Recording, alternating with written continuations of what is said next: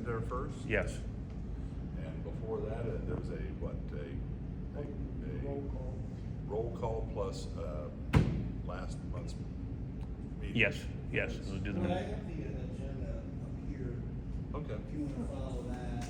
Yeah, we'll typically the. okay, so I just read, this list right here. Sandy Truschel, Sandy called and she told me that she was not gonna be able to make it tonight. Charles Peters, He also told me he was gonna be absent tonight. Kels Barrett, Present. Jerry Huntley, Present. and it's Bob, is it Schragi? Schragi. Good job.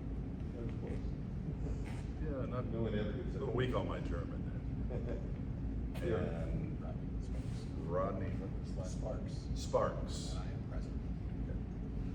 And I'm present as well. And so next should be the review of last month's minutes and approval, correct? Does anybody have any questions, comments regarding the language and last month's minutes?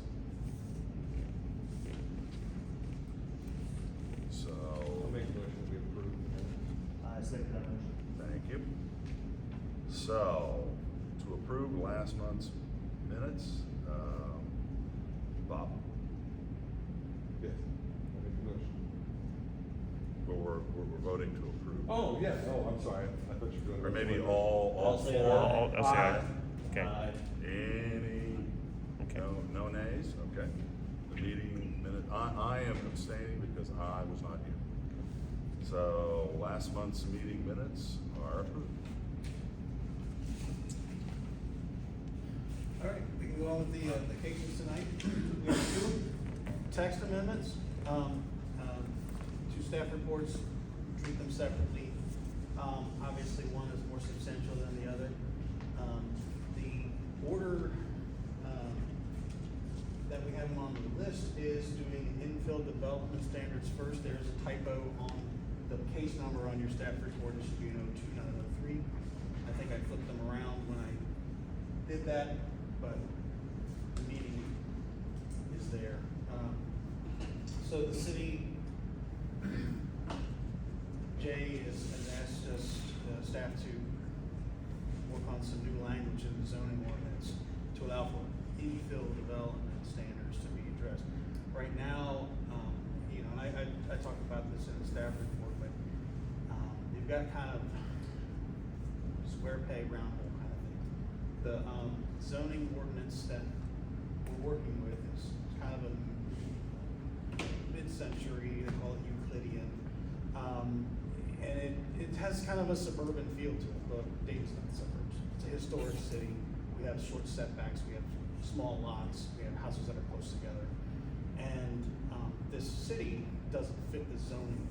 So what happens is if your house is there for 100 years, it's fine, it's grandfathered in. But if something happens, it comes down, the house you can build in this place is smaller, it's moved to a different spot, because the regulations are too strict, and there's not enough, let's say like,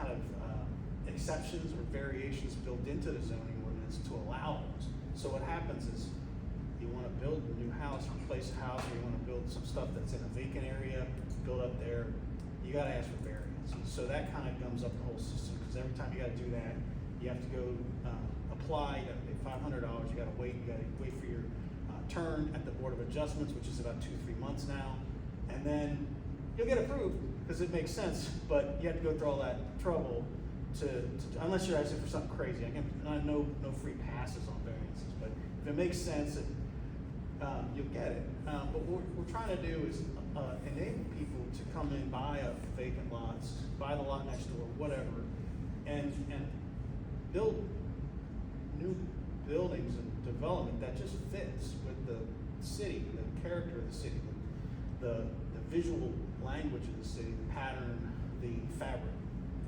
So And in doing this, I found that the current ordinance did not give a lot of opportunities. Other ordinances allow for averaging and things like that, and it's really tough.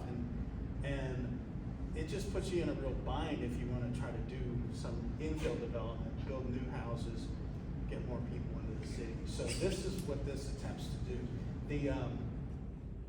When I started it, I had kind of two models. One was Knoxville and one was Covington, which is a little closer to home.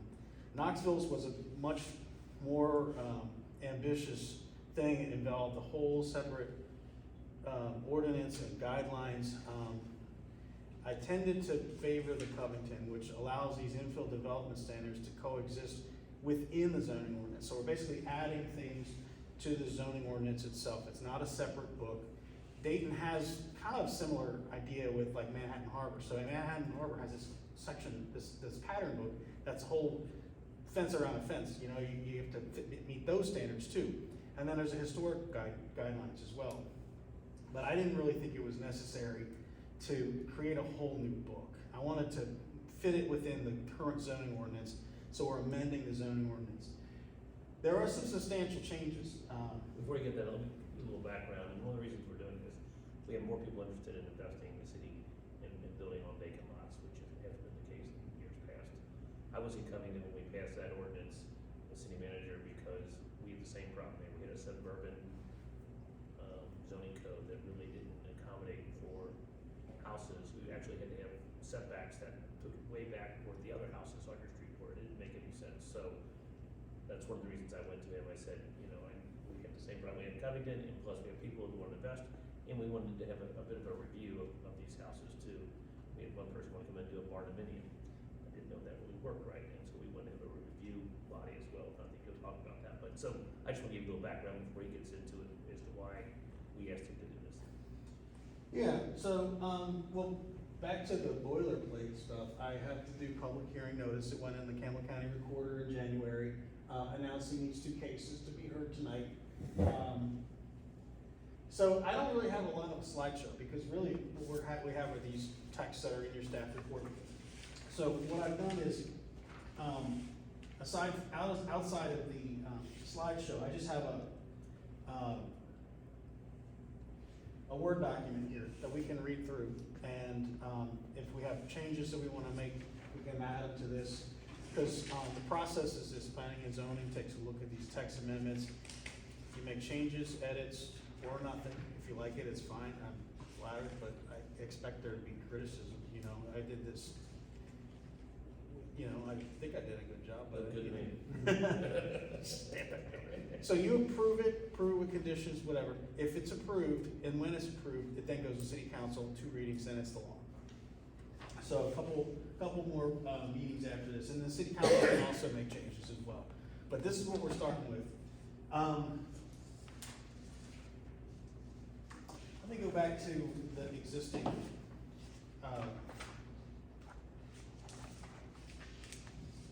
ordinance. You have a couple roadblocks in there. In section 9, frontage on corner lots and double frontage lots. On lots having frontage on more than one street, the minimum front yard depth shall be provided for each street in accordance with the provisions of this chapter. Typically, front yard setbacks are deeper than side yard setbacks. So if you're in the R1JJ zone, front yard setback is 10 feet. Side yard is 3. But if you're on a corner, now you gotta move that house in 10 feet from the street. There's another one that kind of reads right, but when you really look at how it's written, it kind of works against you.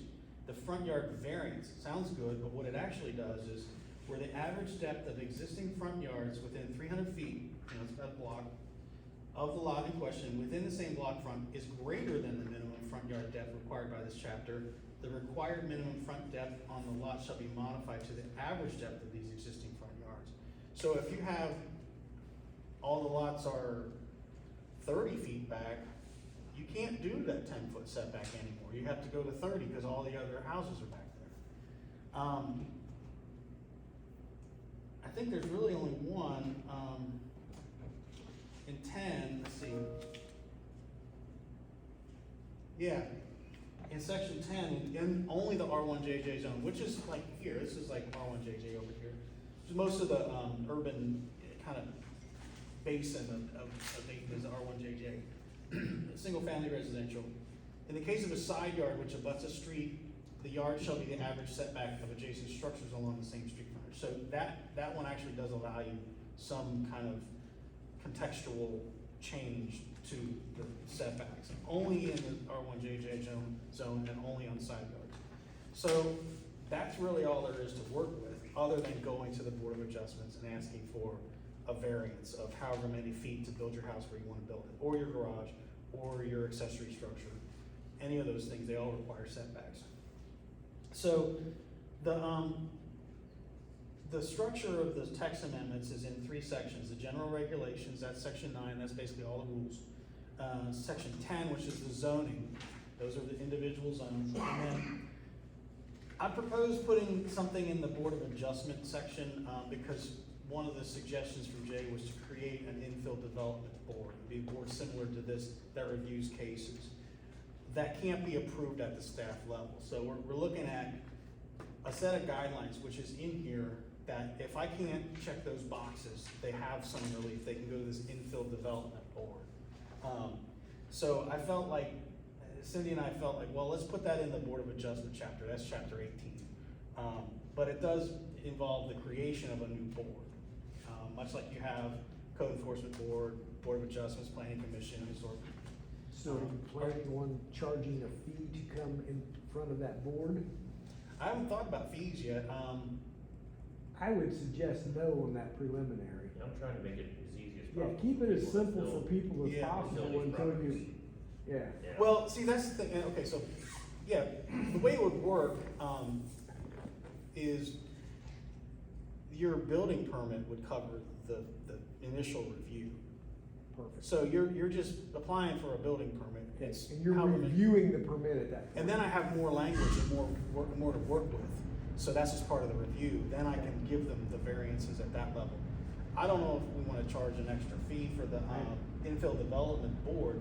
Historic review, I don't think you charge a fee for that. And we don't do it with the Manhattan, Harbor Review Committee either, so I don't think we should. I'm trying to encourage it. Yeah. Exactly. And like, when I do the historic stuff in Bellevue, there's no fee for that. So I encourage people to apply for We everything. just need to keep it simplified Yep. Yeah. to where they don't have to go wait 3 months or 4 months, the whole thing. That's what we're the trying to whole do with idea. this, yeah, trying to. You're just trying to ease burden at the end. Exactly. Yeah. Can I ask, But still keep the hand on the Yes, wheel. and have some control. can I ask a question on that board too? When I first read this, I'm still not 100% clear. Are we, because it says Board of Adjustment Infill Development Board, singular. It reads to me like we're merging those two boards. Well, Is that the case, or? I was are we considering. creating a new board? I was creating a new board. Separate. Separately, it would be. two boards, Board of Mhm, Adjustment. yeah. Now, I don't know how the makeup of it may be some similar people on that board, you know, cause a lot of times we have people that serve on several boards. Board of Adjustment in Dayton meets, I don't know, They I mean, meet- I got a conditional use permit next week with them. Right, Nathan, But it's been months since. At least 6 months. Since I had a board, so it's not like a major civil duty, but yeah, my intention was 2 separate boards. And that's the normal, is that the norm? It's to be whatever you want, I just wonder, I mean, it seems to me, I always see the city trying to recruit people to serve on boards and has some difficulty when creating another one. And, I don't know, I just read it as a merged board, it's not, is the bottom It's line. not, no, but maybe, Jay, I mean, if you wanna discuss how the makeup of the board. We were talking about maybe it's city an- staff, Is you know. it even becomes just a Board of Adjustment? Problem is, the Board of Adjustment, they do charge fees on that one. Right. Yeah, Yeah. When you go to the Board of Adjustment, it's $500. So I think by keeping it separate, you might not have to charge fees. well, you answered my question, it's separate. Okay, good. So what I was envisioning is somebody from the city staff, maybe me or my assistant city administrator, somebody from a bar, architecture review board, and maybe one other citizen member, somebody like that would be Mhm. kind of what I was kind of envisioning. Yeah, I think I made up some bylaws to adapt. They wouldn't be in the zoning ordinance, they would be bylaws for that board. Right. And they're in here. Okay. And you can, this'll pass through a couple different buckets, you know, it'll be in the city council as well. So I don't know, we'll just start from the top. section 9, I propose these two, exceptions and modifications, and this is really just some druthers that I always wish it had in there. Because this right away isn't even an infill development standard, this is just giving zoning a little more flexibility with allowing things. In any residential zone, no front yard shall be required to exceed the average depth of existing front yards on the same side of the same street, same block, when 51% of more lots within that block are improved residential buildings, whichever is greater. That line is a direct copy from many other ordinances in northern Kentucky. I don't know why it's a Dayton. But basically, that allows me to average front yard setbacks right there.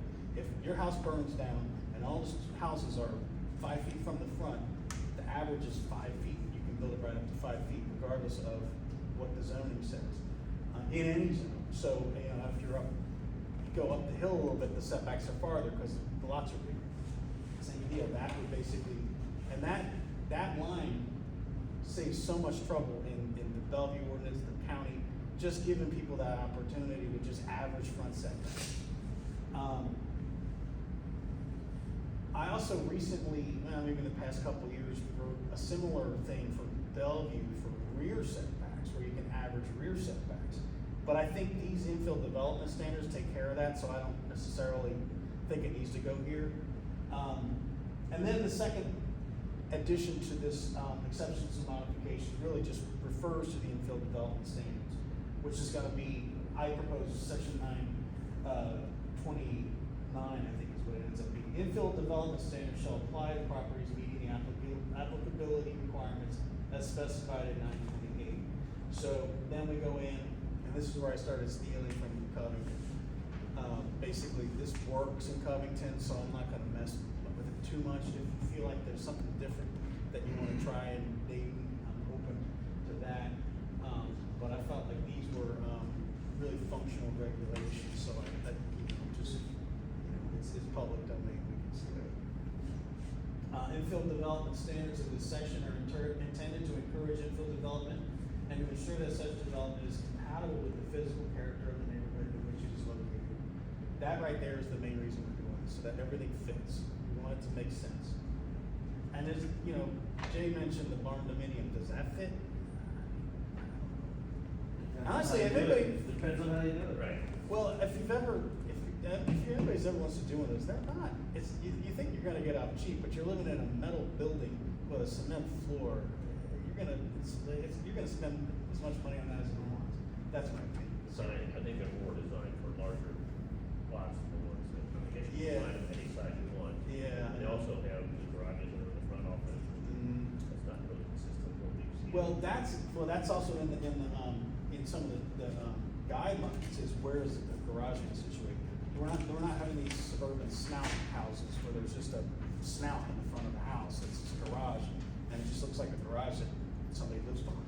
So in the cities, typically, we're alley loaded houses, more traditional. And that actually, we'll get into that when we get closer to that. But anyway, so we have this 928 applicability, infill development standards, a section applying all residential zones to all new residential buildings located on blocks where 50% or more of the lots on both sides of the street are occupied by existing buildings. So this is just, your normal neighborhoods. Residential zones, we're not really dealing with commercial or industrial with this. That would be a separate thing. Review procedure, projects subject to the residential infill standards of this section must be reviewed according to the building permit procedure 16.2, which is normal. Waivers and modifications of residential infill development standards may be approved only through the design review procedures of section 929. We may need to clarify that one, Jay, as far as making it clear that staff can make these, Okay. decisions. Because again, the idea is to streamline it, to make it easier for people. So you come into the county building office, apply for the permit, it can be approved in that office. Only if it's something weird does it have to go to the board. Right, exactly. To just set the parameters on weirdness. Right. Yeah. I think it works, but I think, when I read it again, like earlier, I'm like, well, it's really clear that where the delineation is from the staff Right. and the board, but it might be implied enough. Front setbacks, so here we go.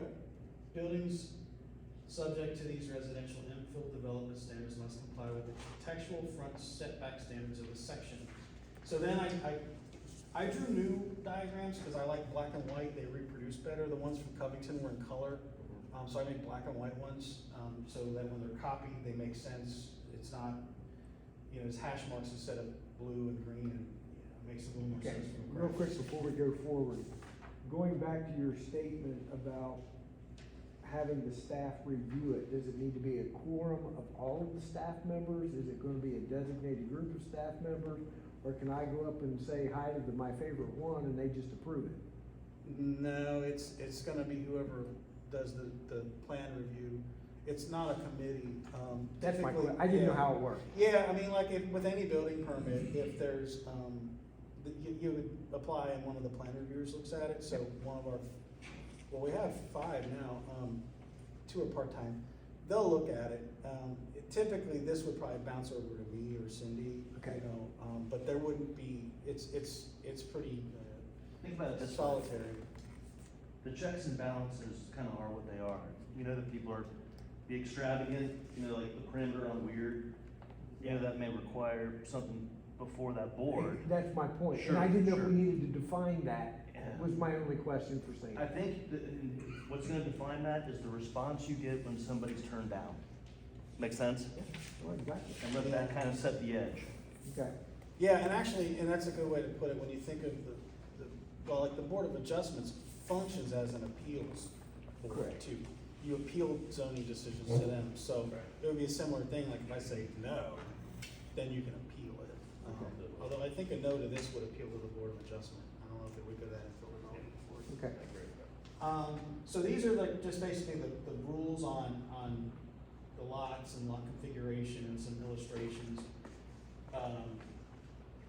Again, these are coming from Covington, but just with my graphical edits. They did a really nice job, and I like how it's very in moderation, Mhm. and it's It's pretty black and sensible. white, it's pretty It's simple to sensible. follow, and it is sensible because you're taking that 1% concept in there, so you're encouraging a streamlining. You're not looking for the one that wants to be really flashing and over the top Mhm. with the 4,000 square foot condominium. Right. You know what I'm saying? You're gonna live, within the, like you said, the geographic layout and the homes within that block. And I like how you've done the block to block, and you've also put up some barriers to ensure that people don't pull from other areas Mhm. to get their way. Yeah. Substantiate what they're trying to achieve. It's contextual. Yeah, you're finding the median right there, which is good. Thank you. I have a couple questions. Number one, when I read the section that's, right there, it's about building heights may not exceed and be no more than 15% or less, and I guess in essence, the 2 properties next to it, basically what that Mhm. says. So, in other words, as an example, there's a lot of 2-story and in some cases even 3-story houses in this community. But if the 2 houses are next to you are 1 story, you can't go above a 1-story house in building your new structure. It has to be a single-story home, correct? Which are gonna infer very small houses Yeah. in community. So, so you could not build a 2-story structure if the That's 2 next correct, to and that's a it. good catch, because, I didn't think about that one. Do you think it'd be more appropriate to say to the block, rather than the 2 adjacent structures? Yeah, I think so. I personally do, and that's exactly what I was Because thinking. that would put you in a bind if you, if you're, those single-story houses, and you should be able to Yeah. build up. Yeah, that's what I think, yeah, Mhm. okay. I agree with Um, that. I second that motion. Okay. Okay, Mike, well, do you have let's see, any let's concerns? just, while we Do you have wanna it get open, this is kind of the worksheet that I have going. I have 2 more questions, but I have to do that. Heights may be no more than 15 feet less than average height of buildings on, let's just say, I'm gonna go up to this contextual thing. And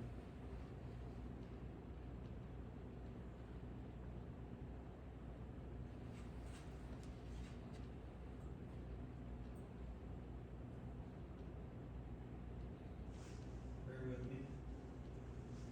Height, building heights.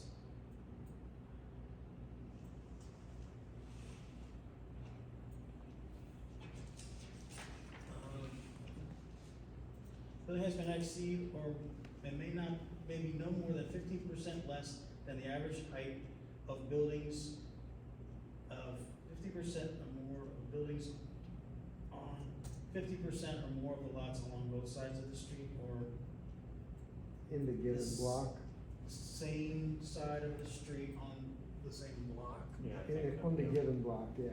Same side of the street on the same block.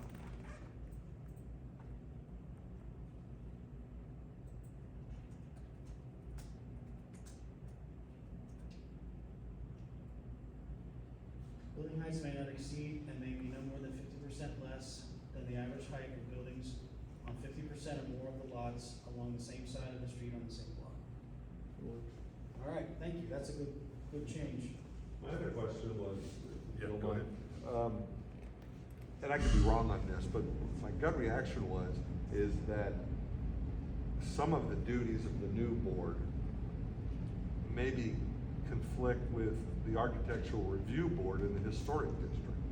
I'm not 100% sure. Most of these houses, well, Or are these all out of the historic the district? historic district is, there are some that are one JJ in the historic district. Yeah, that's what I was thinking. They're on Sixth Avenue. Either on Sixth Which Avenue. is probably Yeah. your house.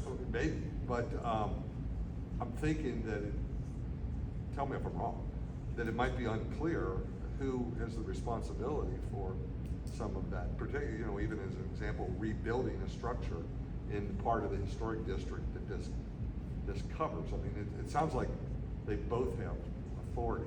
So does the historical society trump the other, is what he's asking? Well, I don't know if. And I might be wrong. I think they just collaborate in that case. Well, and I think they're kind of in parallel, because Yeah, yeah. historic guidelines tend to be aesthetic. They're like building materials, color, Appearance, but not paint, building,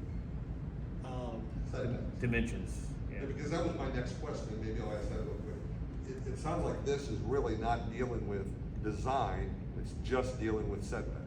well, no, there is some design Okay. that comes in, but it's a different type of design. Particularly It's outside the area of the historic district. Yeah. There is no, that's the problem, there is no historic district guidance outside Yeah. the area, so we have to have some Yeah, guidance but here. should it say that within the historic district, the architectural review board is I the would- go-to place? Or that they would work together or something. Yeah, that's a tough one, because I think it would be a very isolated situation where they would clash, because the design review guidelines for infill development are a staff level decision.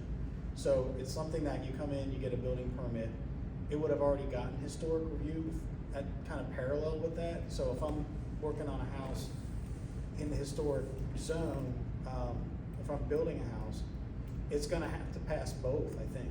You're gonna go to the Historic Architectural Review Board, BAR, and they're gonna look at the house, the new construction, as how it meets the guidelines for the historic district. So it's gonna be scale, massing, setback, all that stuff. That's the sort of thing, because they're, on a new house, you can't talk about,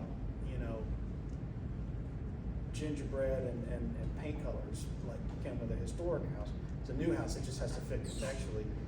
So they would go to the, It would, that's if it gets weird, because if it's not weird, if it just kind of fits, it'll just be part of the plan review process They'll just in-house. approve it. Yeah. Architectural review will just approve it and it moves forward. gotcha. Yeah. Okay. that So makes you're sense. building that house there, it gets that approval from the Board of Architectural Review, and then it just becomes a building permit. And part of that process is looking at these guidelines to see the setbacks. I doubt that's something that would raise the eyebrows of one board, wouldn't raise the eyebrows of the other board. I think the BAR would probably be an obstacle. Like if you had a barn dominium, or you wanted to put up a 9-story building with a helipad on it, you wouldn't get past the BAR, and so you wouldn't even get to the. Right, I'm satisfied with that, it just seems like there was crossover in duties and stuff, so. Yeah. Yeah, That makes sense to another me. thing is, all of this is experimental in a way, when you think about it. We can always come back and think Sure. about working. There's only really about 2 blocks that are R1JJ I know, there's on not much. 6th Avenue, so, Yeah. I mean, I know. But that you're would right, be you're the right, there is perfect potential, storm. I agree with you. There's somebody, that one lot, you know, and Yeah. all of a sudden, you gotta, and that would be a kind of a guinea pig to see how it all functions together. And if it didn't work, then we come back and we try to adjust these, rules. Okay, so, just reading through, getting into some of the height, we talked about that, and I appreciate the suggestion of taking the average a little farther out from just the neighbors to the whole street, because that is gonna limit your options if that situation is around. And then I have those sort of valves in there, lots from a different street are not used in computing the average, because we are looking at context and the street side. Corner lots, I'm just gonna scroll through this, if anybody, so let me ask you this, when you read it, did anything jump out at you? I mean, did anybody have any glaring examples that they thought, no, this isn't gonna work, I don't like this? Cause I could go straight to that stuff, cause cause the feeling I'm getting is mostly people like it and it's good, but if there's something that jumped out, we can talk about that. How is, max height handled? Well, the zoning ordinance limits your height, and in the R1 zones, it's usually like 35 feet. Okay. And that's just in the zoning book, and I don't really know if that needs to change. If you've got something that's taller than that, I mean, sometimes you get churches that exceed, because. That's not residential. Well, they are residential zones a lot of times, they're conditional permits. But the church itself is not residential. No, it's not. Yeah. So we have a block where it's small, one level, 700 square foot, you know, homes built, you know, 1895, whatever. And there's a lot there. There's an empty lot, and a homeowner with their builder. They are restricted, even though it's all a bunch of little one-story houses. The ordinance still restricts them to 35 feet high, and it could be a two-story, you know, narrow two-story, with, you know, all the standard setbacks. That would be allowed in the zoning. As in the current zoning, Yeah. it would be, yeah. No, Now, okay. these infill development standards, as we see, and that's a good point to bring up. When a situation like that comes up, do we allow them to build a two-story house on a block that's all single stories? That's really kind of the essence of my question there.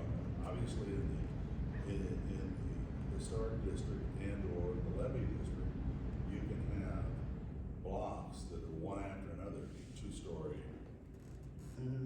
residences, right? So your prevailing home in that block on that side of the street is whatever, 25 feet to 35, whatever, however tall they are. So in that case, then this minimum height comes into play because you got this prevailing row of structures that are 2 stories. But I'm not sure how that would fly, you know, in a situation where you have, because this town has a lot of blocks right around that railroad tracks that are these little Yeah. squat houses.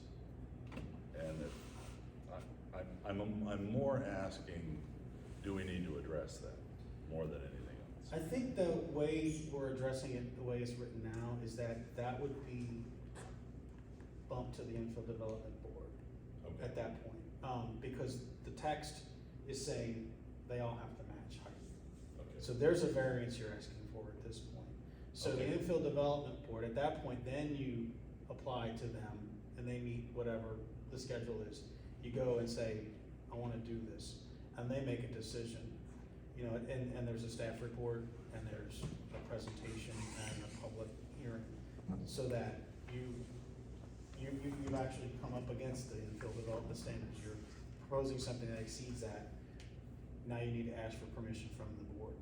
I think that's really how it would get handled, should that arise. And then one final little niggling point, which is some of these 25, 30-foot lots, are we seeing, and did you have this experience in Covington, were you seeing folks buy side-by-side lots, both buildings come down, and were you seeing that kind of rebuild activity? Not too 'Cause often, it's still infill, yeah, but yeah, you know, some of these little wood structure houses, that really need to be scraped, right? you can buy a pair, and now you got 60 curb feet. Yeah, I think they did that in Bellevue, didn't they, recently, over there near, Manhattan Boulevard, there was a two-family that was constructed there.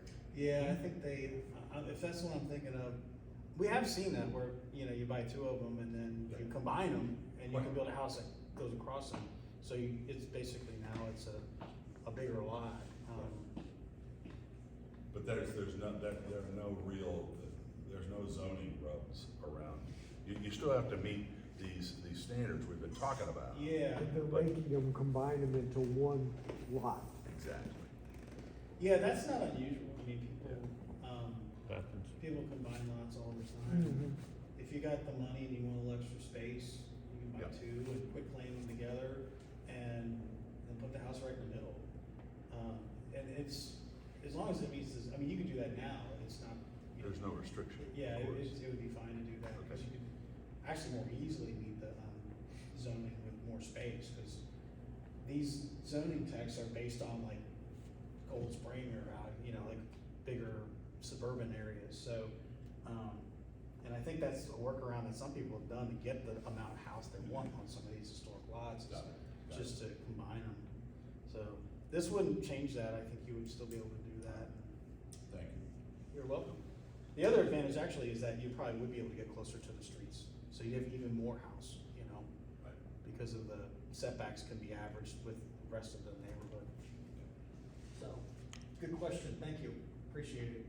Building entrances, it has to enter from the street, directly accessible from the sidewalk, unless it's a 25-foot or less in width. Porches are provided on when 50% more of existing buildings on the block have porches. On multi-unit buildings, entrances must be emphasized through architectural features such as porches, transom, and sidelight windows, decorative trim or arches. And this is things that we look at in the plan review. If you don't have it, you might have to bump it up to the infill development board. Parking and garages that are provided on site shall meet the following requirements. Historically, the 19th century, there were alleys. People went to the back, and because it was like carriages and horses in the back, people in the front. There's sidewalks for people, and everything, cars and everything else in the back. Although we do have a number of paper alleys in Dayton that are on what we call unimproved, so you really wouldn't be forced to have to go to a paper alley if that was the case. And then some stuff about garages. Street-facing garage doors may comprise no more than 40% of the width of a front facade of the building. Again, this is to kind of make it look less suburban. All street-facing garage doors must be recessed at least 5 feet from the front facade of the building. I do see a lot of new houses where they put the garages in the front. I think people like that, so that might be where we come up against this, but they go to the board to discuss that. When street-facing garages are allowed, they must be set back and set up. Okay.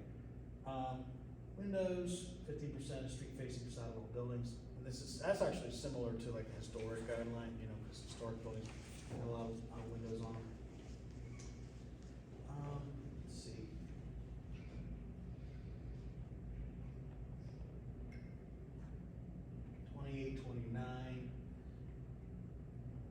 The numbering is just based on where it would situate in the ordinance. 29, we have the design review. Design review procedures are applicable for applications.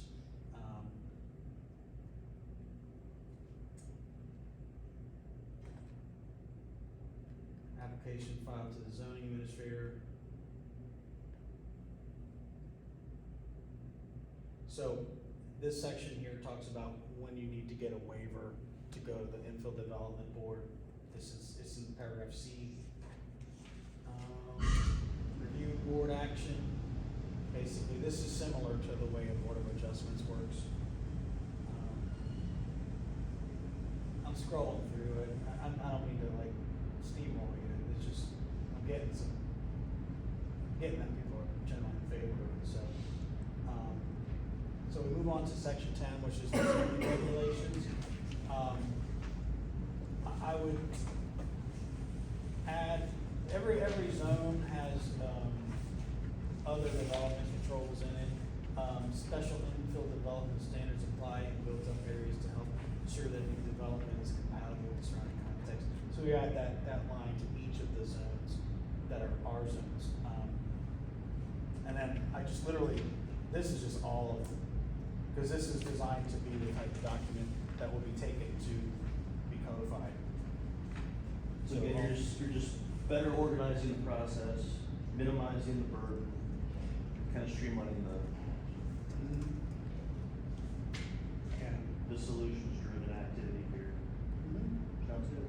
All right, so, and here's where, we got a little creative. We changed section 18 to become the Board of Adjustment and Infill Development Board. I don't know if you wanna retitle that, cause that one comment was like, are they now combined? But I can see that confusion by the way it's written. Yep. It might just be an Oxford comma, I don't know, or plural, boards, Yeah. maybe that's all we need. I had to well, here's another thing, this just a pain in the butt, this was just a leftover from years ago from NKAPC, I just wanna strike that. Yeah. While we're at it, we can strike that, cause I don't think we've been in APC for a long, right before my time. I started working for Dayton in 2016. Yeah. They axed the tax many years ago, and AKPC went away. Yeah, I know. So then I have to end up renumbering everything else is fine. And then powers and duties of the Infill Development Board, very similar to a Board of Adjustment. The board shall define duties to recommend to City Council guidelines for undertaking new infill development, to regulate infill development, to work with and advise the federal, state, county governments and other parts of city government on its area of expertise, to advise assist property owners, et cetera, et cetera, et cetera. And then at the end, this is really just a suggestion because this is not a zoning text. Yeah, This is just bylaws for that board, should you want to use them. So that doesn't have to be heard by city council. This is Yeah, we'll just, consider that. yeah, you don't need to hear that. That's just a little extra lagniappe, a little something extra. I think I do want to put a bar person on that board just to address the issue that he raises. If it's in a historic district, we can cover both our bases with that person. Yeah, I agree. And they have some expertise as well, so we'll work something out on that. What does everybody think? That's what I have, and you have them in front of you. Does anybody, you want a copy? I know we got some guests. You good, Nick? Okay. As part of protocol, at some point, we need to offer input from those who are attending. Yeah, Is I that- think they're actually here for the next item on the agenda, but do Okay. you have any comments about this one? One's a city council member, I don't know if she has any.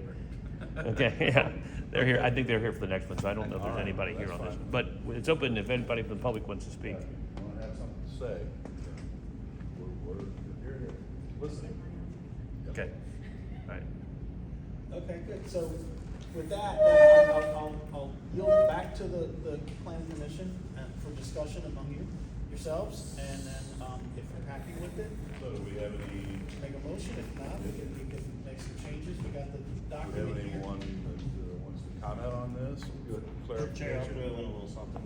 My initial concern was, we were gonna come up with, creation of bureaucracy that may not be necessary.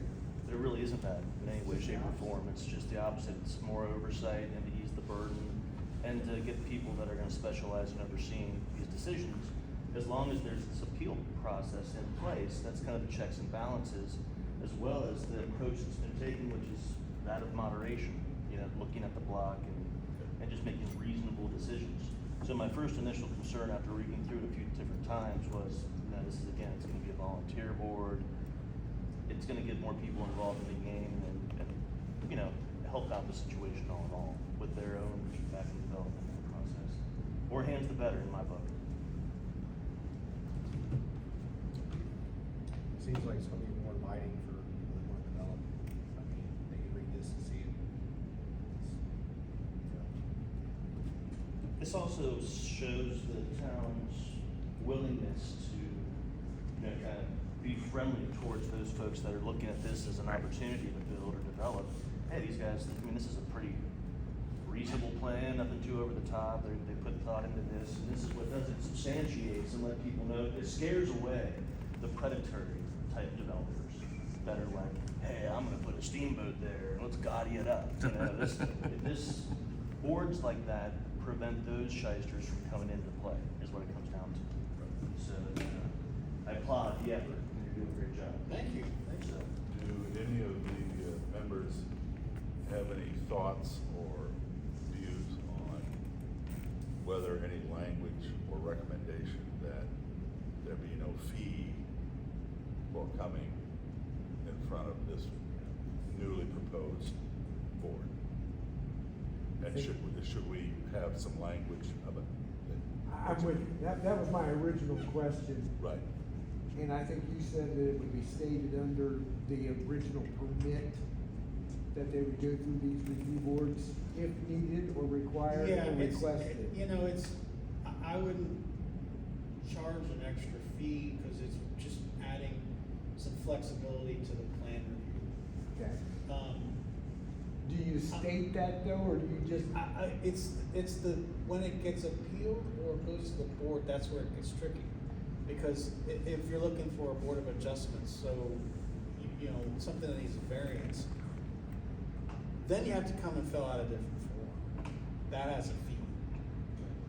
So, and I'm not sure if that's an administrative thing or if that could be in the zoning ordinance. I'm not sure how you would function that, How because. about if you worded it as such?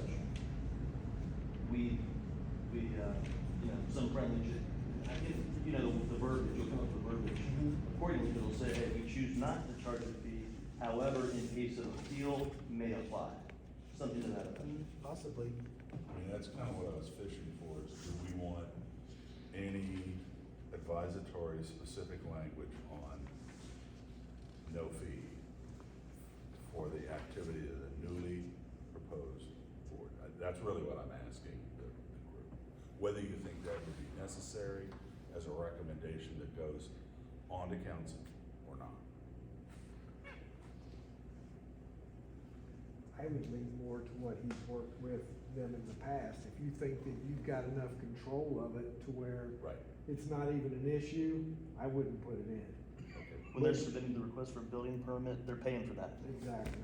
That, you pay for that no matter what. Yeah. Yeah. Okay. So that's kind of their vested interest. Yeah. And again, we're making it easier to do business with us too. Jay, the BAR, I mean, that's just a separate application. There's no fee. You just give them the application and say, this is your application. They meet on this day. Okay. I don't even know if we need to say anything about it. I agree with that. I don't think. Keep it simple. Cause I mean, yeah, 'cause that's how most of the historic stuff works. You just fill out the form and show up and get your project reviewed by Any the other board. comments that prior to a motion? Silence. Yeah, I'm good. Anyone wanna make a motion?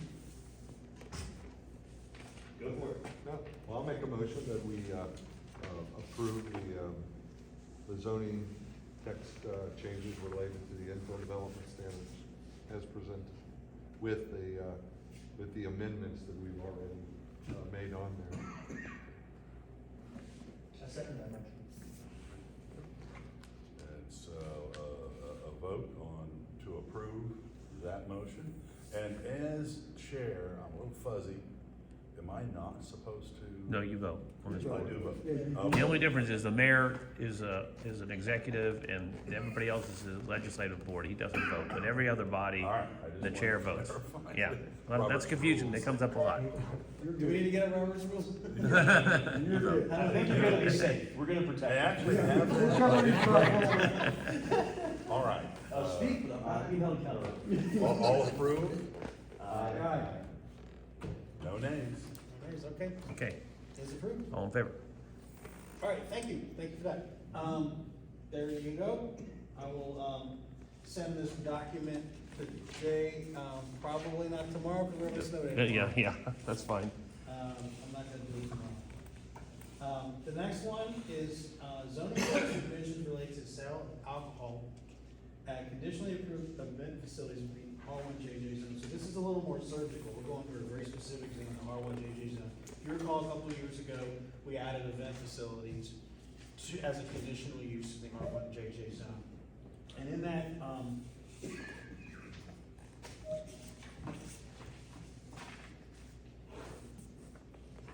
zone, the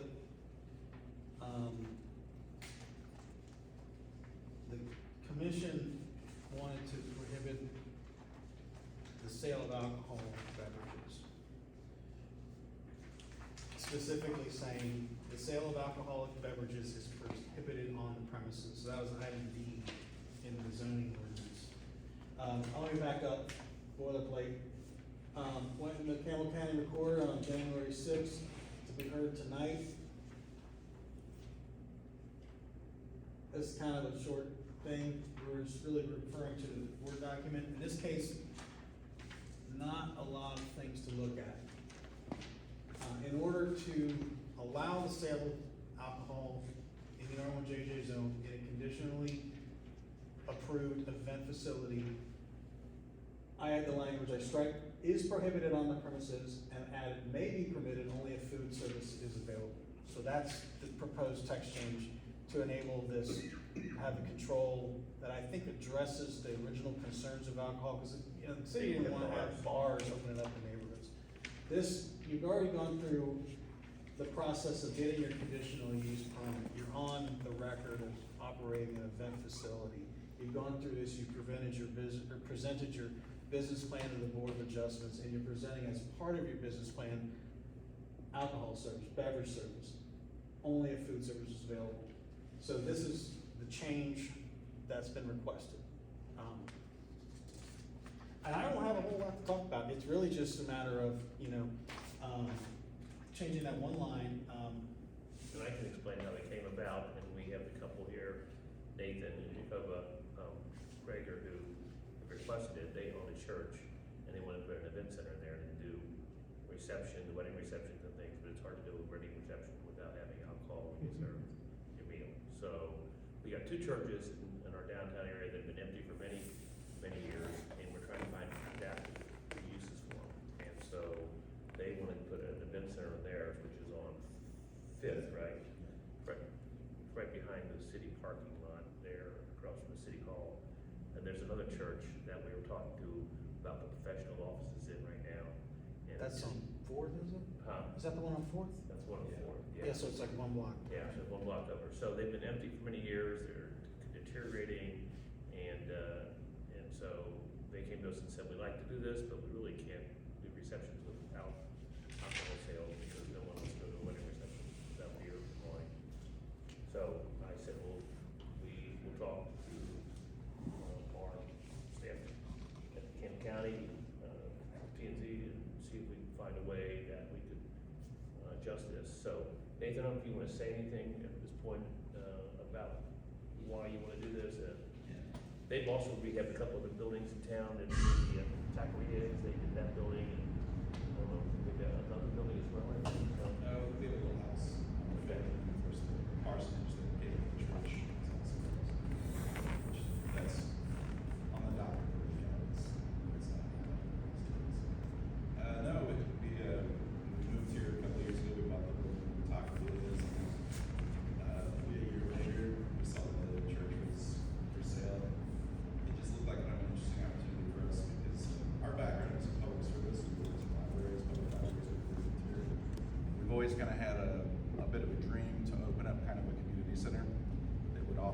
all kinds of free programming, much like the public library does, but more specifically tailored to the needs of Dayton. But to make it work, we have to make some money. And so we started thinking about, uses for a church that were allowed and that a church would be good for. And obviously weddings and receptions, like those came right to the top. So, that's pretty much the same what Jay said. We just want to be able to offer rentals of the facility that could include, depending on client need and desire, to be able to host full receptions, either cash bar or, catered. It has a kitchen in it and all that stuff. Yep. So I don't know if you have any questions about that. So does basically a yay from us enable you to secure a liquor license? Yeah. To be able to Well, sell and beer then and we wine? have to go and get our commission. That's where I was going with all this. Yeah, they still have to go to the Board of Adjustment in order to get approval to do it. Right. Yeah, the, Board of Adjustments hearing is next week, so actually this law, should it be approved here, wouldn't be in effect until city council has heard it twice. So they're still kind of gambling a little bit because, the decision won't be made for a couple. Right. Even though they've got their turn in front of the Board of Adjustments next week, This won't be before them at that time. The Board of Adjustment is They just won't. allowing a conditional use for an event center, right? yeah, and then and it's based on the current regulations which prohibits alcohol. Listen, Personally, I think what needs to be defined is, are you wanting to sell the liquor yourself with an alcoholic beverage permit, or are you wanting your quote-unquote, vendor who's bringing in all of the food and proceeds to bring it in for just that event and leaving with it? I think we want both.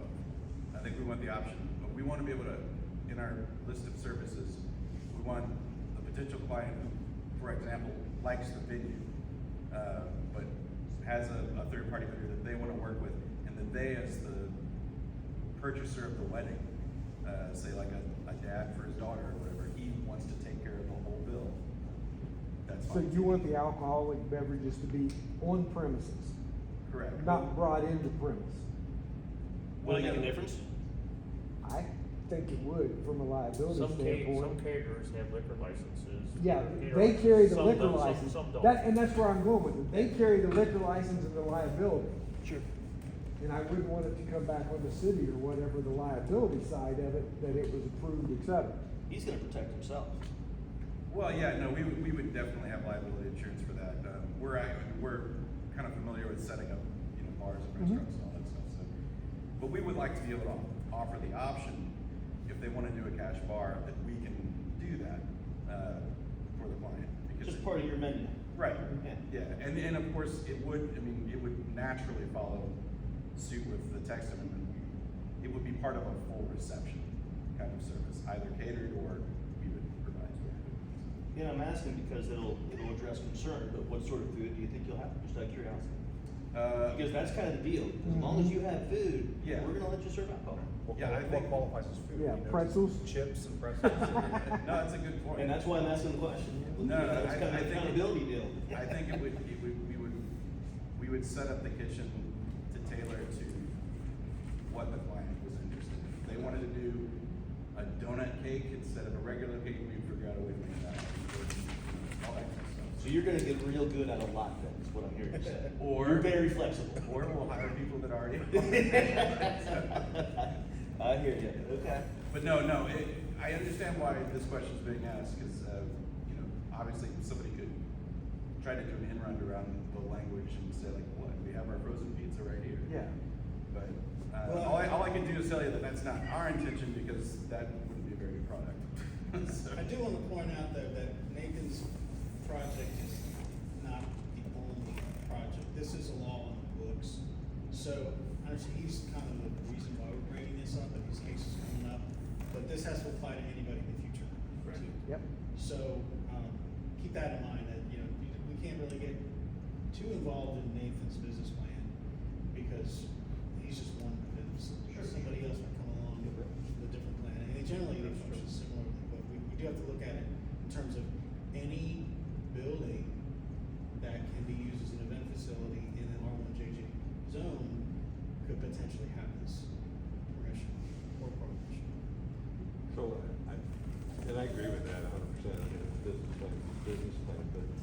Kel raises an interesting point.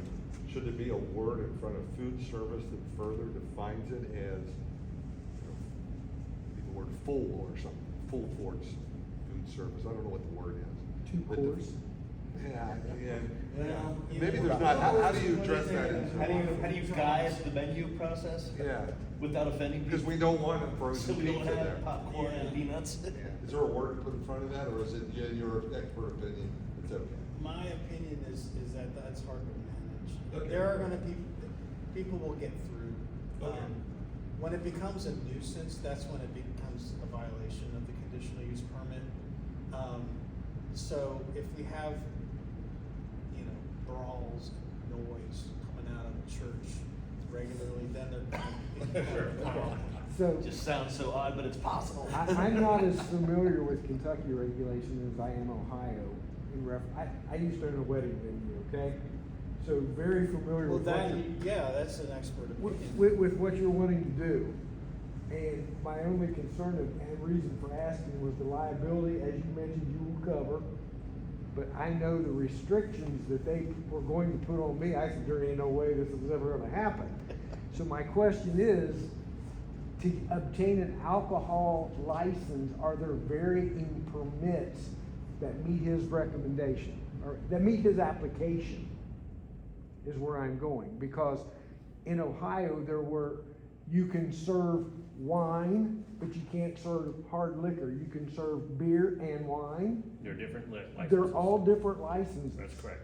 And that's where I think it would be very applicable that if you honed in on what they could or could not do, it would be easier to make a blanket statement than it would be whatever, tying it into alcohol permits 1, 3, and 7, or like I say, I don't know how it's done in Kentucky. So, I just wanna mention something here, that might resolve this issue a little bit. Remember, this has to go before the Board of Adjustment. If you're going to have an event center with alcohol, when this changes, they can impose conditions.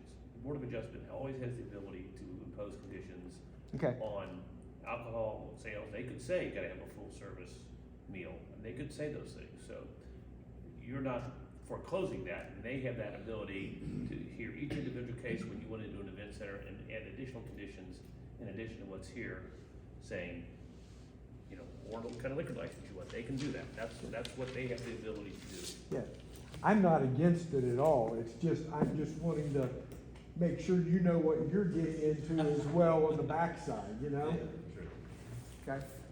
I have a question around food, meaning, let's say we have an event center. And there are events where there's no food served, but there's a cash bar.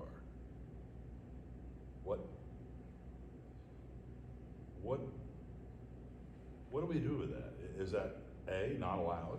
It's a zoning violation. That's Yeah, right. That's a zoning With violation. this By language, this- yeah, that would By be. this, that would not be allowed. That's correct. Correct. However,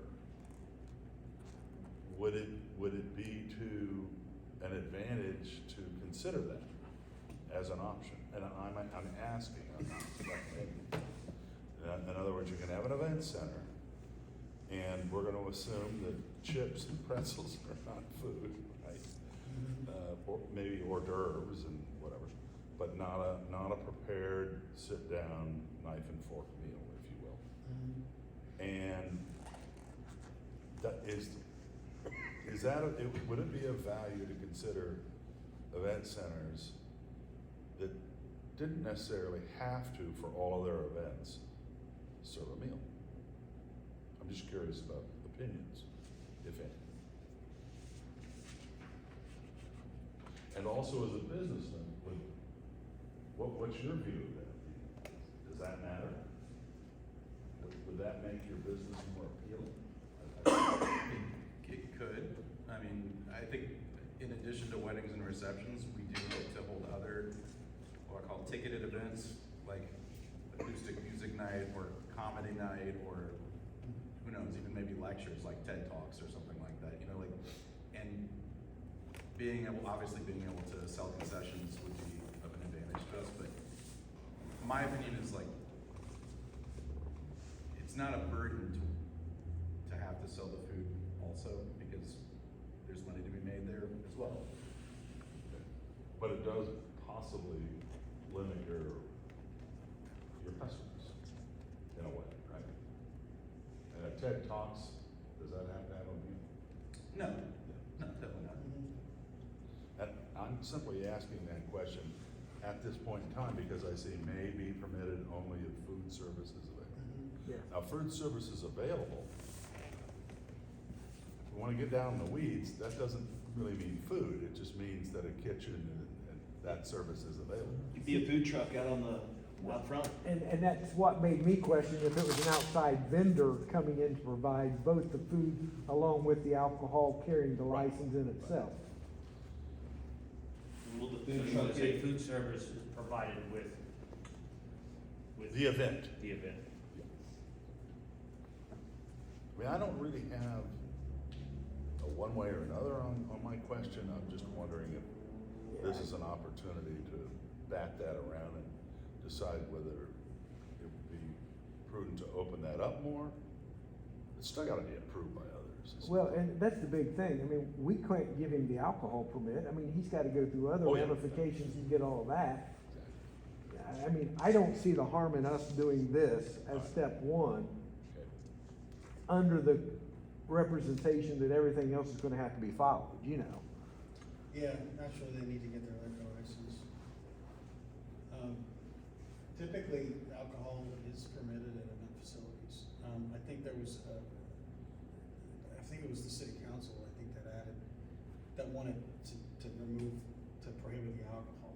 So this is kind of a compromise to Okay, I negotiate see. it to that point, to come to a middle ground, because, you know, I feel like the conditional use permit process as a planner works pretty well to set conditions. Yep. But to make the entire city comfortable with it, they wanted to prohibit alcohol, because they're worried about bars opening up. So my Well, and experience with this Board of Adjustment and conditional uses is that neighbors will come and they're, you know, they have concerns about it and they'll make their voices heard. Right. And a lot of times those boards will make conditions based on those concerns. So I think there is protection there in this regard because it has to go before the Board of Adjustment. I mean, my view on this is, if we were to add any language that did not require food, let's say, what's the difference between that and a bar in a residential area? That's correct. And that's where your bar owner's gonna get upset, Yeah, and your square occupancy per bar area has to be met, the whole thing. And I don't know the area well enough. How close are you to the nearest bar? I mean, are you close to hometown or? Yeah, we're on the back side of the avenue, basically. Yeah, So, I mean, on the tube is actually in our backyard. Beer garden is There's gonna gonna be. be a beer garden Right. right behind us. Yeah. Yeah, I mean, the city parking lot, you know, the one. Yeah, That's I know where you're right, at. just catty corner across. yeah, I the know street. exactly which church it is now. I know which one you're talking Yeah. about. So across the street, you got a couple bars, you got Trotta's, you've got a couple, and they serve alcohol in the taqueria. They don't. They don't, okay, but they do the next place next door. So that's why I'm wondering, per capita, are they even gonna be able to get a permit? They changed that. It used to be. Okay, Yeah, all right. That I used to did- have a very limited number of licenses. That got changed a couple of years Okay. ago. So it's Right. easier to get a license. And there are different types of licenses you can get too. You know, caterers. You know, the hard license. liquor, the caterer, the Yeah, yeah, whatever. yeah, yeah. Okay. Anybody else have any concerns? do we have anybody that wants to stand and talk about this? Visitors? Well, I would recommend it or not, because you got to vote on it. When it goes to city council. She's a city council member, so she shouldn't talk about Okay. it. So Oh, she has to reserve judgment until she votes on it. She's just here doing reconnaissance to see how much trouble we cause. How much of a realistic expectation did they set? If to win, would that have it? Would that? Not saying if it's available, when it's available, I mean, is that really, Restricted hours, you mean? well, not really the hours as much. as Yeah, I mean, options. again, the operating hours typically come through the conditional use permit. I'm not sure if swapping if and when, I mean, that's illegal, he's an attorney, I'm not an attorney. I do like the idea. Your point is a good one. Just having food service available is not saying that food will be served, that food will be served with the alcohol. So what was it we said, that only food, served at the event? Something we said, only if food is served at the event, instead of saying food service is available. Yeah. Yeah, I think that's more clear, that you actually have to serve food when you're selling alcohol, rather than saying, well, we have food service, just don't take advantage of it. Yeah, that's right. We got a I would then add after available during the event. Permitted. Cause it's available anytime, but, What if you say food is served at the event? And I'm gonna tell you this now because it's gonna happen. Or Somebody's could gonna you- say, Yeah. we'll use you for the beer and wine, but we're bringing 50 pizzas from La Rosa's. I tell you right now, it's gonna happen. Well, I mean, available, I mean, DoorDash is always. So is Domino's. I mean, to me, again, I'm gonna err on the side of the conditional use permit. I wouldn't even put that last line in at all, personally. That would be, you know, my personal opinion. Like, let them decide. When they propose their business, this is my business plan. We serve alcohol, there's food, we serve alcohol, not food. Each case, so when you're on that block of Fifth Avenue and that conditional use permit, application goes out, the neighbors can come in and say what they think. If they don't object to it, then your business plan can get approved. That gives a lot more flexibility to the board. When you start adding all these things to the language, So- it tends to make it harder to do business. And I understand the tenor of it, that you wanna prevent bars from just calling themselves event facilities, you know, Right. cause that could happen if we're not watching it. But this is in Los Angeles, I mean, this is a smaller town, so we can see when things are going a certain way. I mean, that's kind of a little commentary. No, I want the board to make their decision. But this seems to be the compromise for me, is to have some sort of connection to the food and the alcohol. I'm okay with it the way it is. I do think though, Bert, that it would be better to say maybe that only if food is served at the event. If you just say food service is available, yeah, it doesn't mean you it have just to buy seems it. like it's available, but. Well, you nailed it, and guess where you nailed it? The event, and all that the word event implies. Food service, only if food service is, only if food is That served. takes the whole Only bar if food is concept out. served at the event. That takes the bar concept out of the picture. Right. Yeah. Is that fair? Because we just say served at the event. And that squelches your bar concern. Yeah, I think that's Yep. clear. I agree. And that way, Anything to add? So, anybody? are you okay with that? Okay. Anybody have anything to add? Motion? I'll be glad to make the motion to accept the proposed amendment to the Dayton zoning ordinance with the addition of the sale of alcoholic beverages may be permitted only if food is served at the event. I'll second that motion. Alright. And. So just for the record, Huntley made the motion and Gales, I second the seconded it, motion. right? Okay. Yep. And. Aye. So vote? Aye. All. So it is 5. And passed unanimously. Do we have any training? No training. Administrative report, I don't think I have anything to report on that. See Mr. Prager next week at the Board of Adjustment. Yeah, I think that's it. So I will go on down and. So we will have another church item coming before you all, in the coming months, I think. It's We have someone who wants professional office in the other church, so they have to tweak the text a little bit to do that. yeah, so we're gonna look at adding, professional offices, cause right now, you know, in a residential area, I mean, that's not really a permitted use, it Right. would be a conditional use, you think? It would be a condition. So, yeah, so we'll just be adding professional office. And then the Board of Adjustment can make any conditions they want, and have to, for the board.